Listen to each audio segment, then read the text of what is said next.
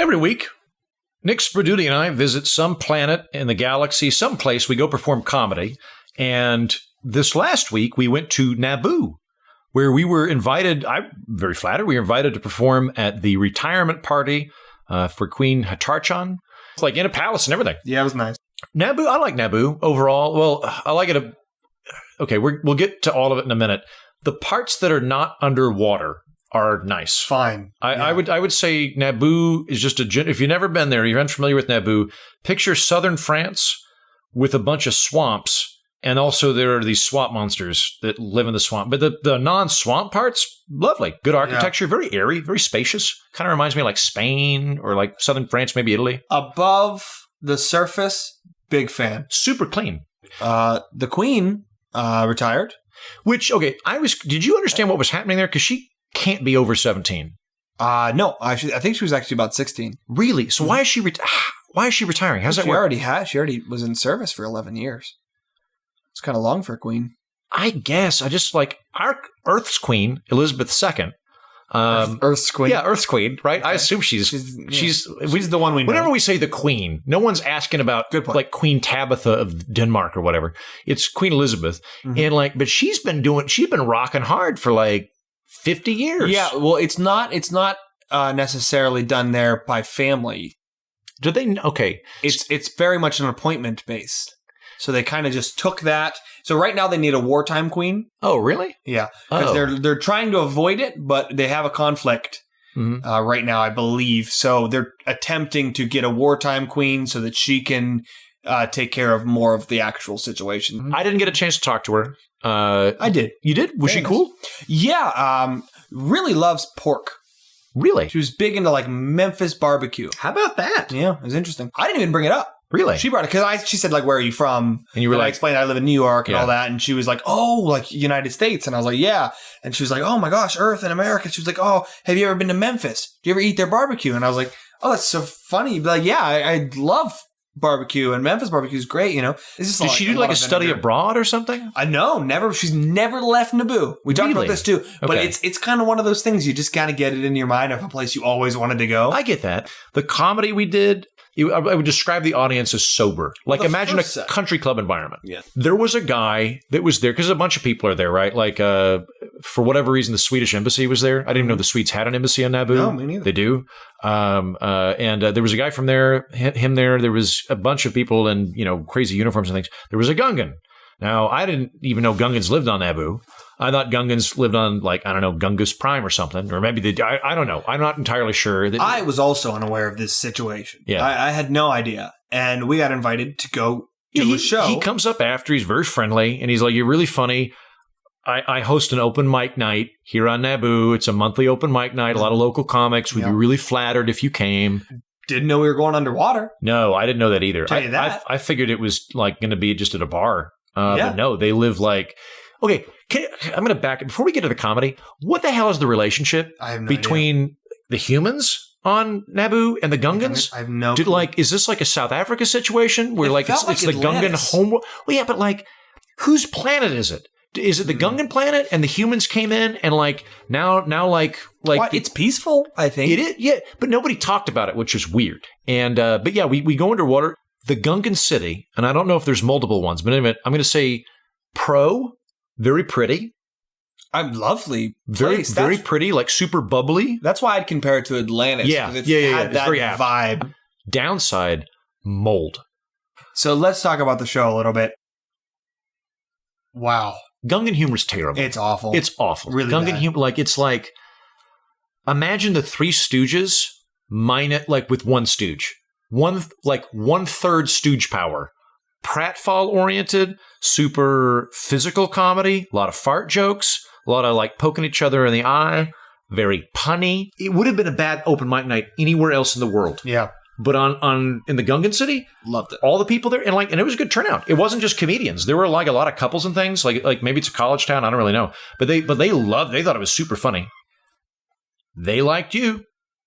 Well, I mean, I fell a lot on purpose. I tend to take on the city's humor a little bit more. You're more versatile than I am. You stick to political humor sometimes. Well, no, I wasn't doing any political humor, but I was doing observational humor. Okay, but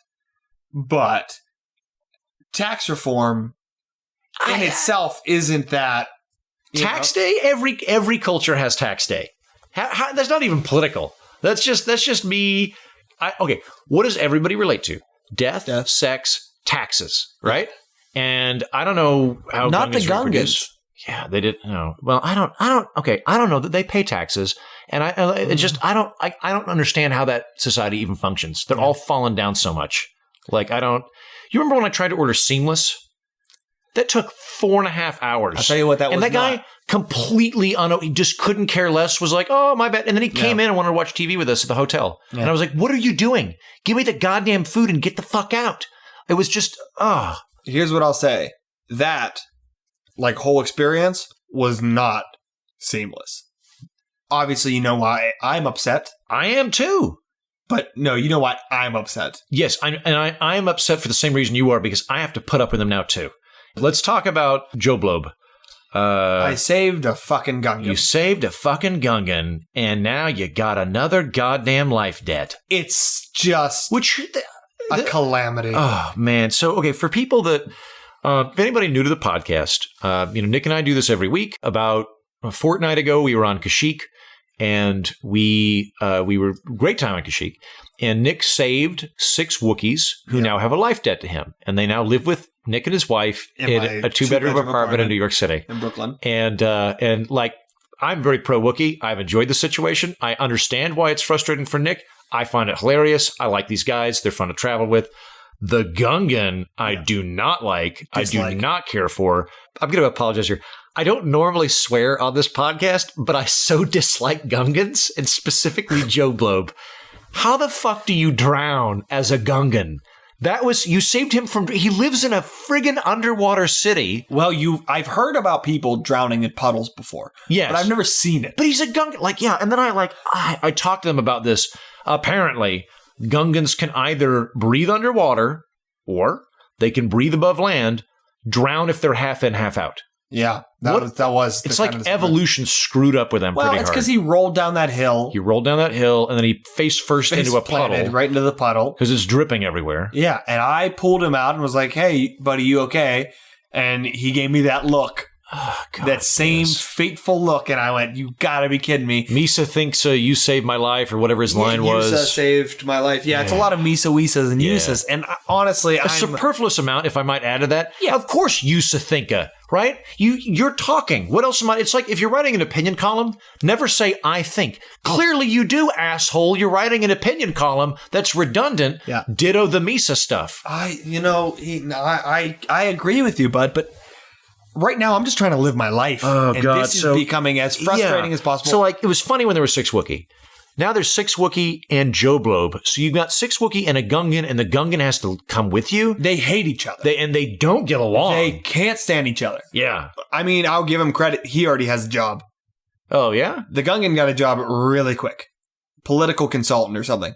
He got a job super quick. Yeah. And he's doing really well for himself. He's making a lot of money. At least he's bringing it back. Paying his own way. That's true. He's the only one. God. Well, except for Chewbecca, who's doing very well, by the way. She started her channel on Fiverr. That's great. Selling a lot to people. She's making logos for podcasts. What is she? Because I know she's an artist, but what is she doing? Well, she does podcast logos, but that's not the exclusive bit. Right. So it's one of the things she can do that, but it's also just kind of general graphic design. Okay. But she's fantastic. She's really talented. So she's also the one bringing in money, and she's been nice enough to basically. Yeah, when I came over the other night, she bought everybody a pizza, which was a really nice gesture. She's kind of everyone. No, she's very high in empathy. But here's the thing: they fight a lot. Oh, God! And somehow Joe Blob always wins.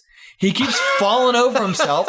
He's knocking stuff off. How is that? I don't know, but he's broken 6 windows in the apartment, and he just keeps falling over. But somehow, he keeps tackling everyone. He'll fall over and knock into your lampshade, and somehow that will hit the Wookiee. That'll hit Tarful, and he'll knock the hat rack over, and that'll crash into Longfar Jr., and Longfar Jr.'s out for the count. And I'm like, how how could you possibly have? But no, he's on top of stuff. And he ends up knocking the Wookiees into each other a lot. That's kind of been the main. It's a whole species who they're, from what I can tell, and I mean this honestly, their evolutionary defense appears to be proactive clumsiness. Yes, 100%. Like, and I don't even understand how that works. But the other weird thing too, no Gungan to Wookiee Google Translator program. No, so they can't communicate. They can't understand each other at all. They know enough to piss each other off. Well, the thing but is, not enough to solve it. The Gungan basically, I mean, like Joe Blob basically speaks English. It's like Pig Latin, more or less. And so he's somewhat got it, but the Wookiees don't understand that. They're picking up English pretty well now. They've gotten to that point. Yeah, no, because they watch TV a lot. Yeah, they watch a lot of they've been TV. watching it with subtitles. So I ordered a protocol droid. Good. Yeah, so that they could maybe try to work this whole thing out, and I can try to end these life debts just like in general. Oh, okay. Yeah, I'm fine with still being friends with the Wookiees. Yeah. I'm okay with that. But if I cannot do this thing where they have to live in my apartment, right, and the Gungan, Jesus, just Joe Blob's a lot. So I'm trying. I got a protocol droid. As soon as it arrives, I'm going to set it up, and hopefully we could just end this thing. You know the thing I most dislike about Joe Blob? What? He doesn't understand that we don't like him. Well, the other thing is we don't want to say it to him. He keeps saying he's a comedian because he did an open mic one time. You're not a comedian because you did a shitty open mic one time. You don't get to claim that, Joe Blob. He killed. Yes, he killed for a group of Gungans. But I'll say this. Joe Blob, and because we don't obviously say we don't like him to his face because we're not mean-spirited people. So we say Snow Globe. We hate Snow Globe. Right. And he also hates Snow Globe. And he always makes fun of Snow Globe thinking that we're talking about him or someone else. And we're actually talking about him. Ugh. I don't even like coming over anymore. Because like I loved coming over when it was just you, Megan, and the Wookiees. But now that sounds like a good TV show. It does sound like a TV show, and it kind of felt like one. And I was kind of like the Kramer of this scenario. But now that you got Joe Blob. No, now it's like they paradropped in a character from the Big Bang Theory, but it's the Big Bang. It's that character, and also that character's just friggin' like falling over ottomans all the time. Yeah. And it alters the whole thing. The other thing too is that it's gotten really awkward because Joe Blob found out that, okay, so I need to back up here because I don't want to hurt your feelings. I am in a D&D group with the Wookiees. What? Yes. Okay. So the reason that I have not. Wait a minute. What? Okay. Yes. What did you just say? Okay. So you know how the Wookiees are never there on Wednesdays? We're in a D&D group, and I would love for you to come. But the Wookiees like you, but you're kind of like their boss, right? So they're not protecting my life on Wednesday nights because they're playing D&D with you? Yeah. You got to take that up with them, man. I don't know how the life debt thing works. Listen, I'm not tied to the whole life debt thing again, but I'm a little insulted. But they made it seem like they were going to a church thing. Yeah. And actually they're just going to play. Yes. They're going to play D&D with me. I'm the DM, at least this time around. I don't want to do it all the time. It's actually a lot harder being a DM than I thought. It's a lot. Joe Blob found out, and he wants to join the D&D group, and I do not want him to join the D&D group. And also, like, we've been doing this for a month. I don't want to have to roll a new character for friggin' Joe Blob. Yeah. And I just, also 8 people. I mean, even 7 people is a lot for a D. Do they all play? Yeah, they all play. Yeah. 7 people is a lot. So 8 people, that's a ton. Yeah. And you got probably a bard. Right, most likely. Let's be honest. Yeah. I don't know what Joe Blob would be, but the thing is, like, it's just very uncomfortable because I don't want to flat out turn it down. But he heard about the D&D group and then assumed he would be invited. And every time I talk to him, all he does is talk about how excited he is that he's going to play D&D. No one told him he was coming in. That's his inference. But we didn't correct him, and so now, like, I was hoping he'd forget. He has not forgotten. And now I don't want to come over because I don't want to have to deal with this. And I don't think I should have to just because of the DM. Well, here's the thing. Maybe you should take him so that maybe they start to maybe get along a little bit more if they're like get to know him instead of just fighting all the time. Well, okay, but the D&D night's my night too. Why should I have to sacrifice? Well, I didn't even know this night existed until about 15 seconds ago. Right, okay. This is why we need a protocol droid. You're right. This is why we need a protocol droid. As soon as this protocol droid comes in, I want you there. Yeah, okay, fine. I want you there, and so that we can talk to this thing first, and then maybe try to figure out what the hell's going on. Okay. Because there's some stuff. I'm pissed. Can you see? Your nostrils are flaring. I feel I am conflict averse, and I feel very uncomfortable right now. Well, I'm sorry. I don't mean feel uncomfortable. But everybody's feelings are legitimate here. It's fine. It's just the factor that has made all of this so much harder is Joe Blob. No, the factor that has made this so much harder is that I have 6 Wookiees living with me and a goddamn Gungan. I can't do this anymore, Heaton. I'm cracking. Can't you see that I'm fucking cracking here, man? I'm melting down as we speak. I can barely breathe because all these people and all this fur, oh my God, the fur around me all of the time is making me feel like I'm crumbling into a little itty bitty piece of shit. So we're going to wrap up. I'm going to leave my dustbuster at your place. Help a little bit. Maybe I'll get you a Hoover for Christmas. Or Life Day. Favorite thing, least favorite thing about Naboo? I'll go first. Why don't you go first? Favorite thing about Naboo? Honestly, I really did appreciate how punctual the public transit was. It was very easy to navigate. I didn't get confused at any point. Least favorite thing, Joe Blob. Clearly. I don't want to castigate an entire group of people, but not a fan of Gungan humor. I will say my favorite thing about Naboo was the Queen. So nice. I'm jealous. And the guard, the High Guard, incredibly nice. Everybody's nice. there. They made me feel really at home. That's great. And whenever they come to town, they're definitely going to come visit, most likely. Cool. Let me know when they come, because I would love to hang out. Yeah, maybe. Maybe I will. Okay. Least favorite thing? I'm assuming Joe Blob? Yeah. Okay. Obviously. Scale of 1 to 10. Shitbag. How likely are you to go back? 0. Except for to drop off Joe Blob. I'll go above the surface any day. Yeah. I'm going back, but I'm not bringing a snorkel. That's my position. Above ground, I'm going to give it an 8. Yeah. I will give it an 8.5. Below the surface, negative. Good to hang out with you. You too, bud. All right.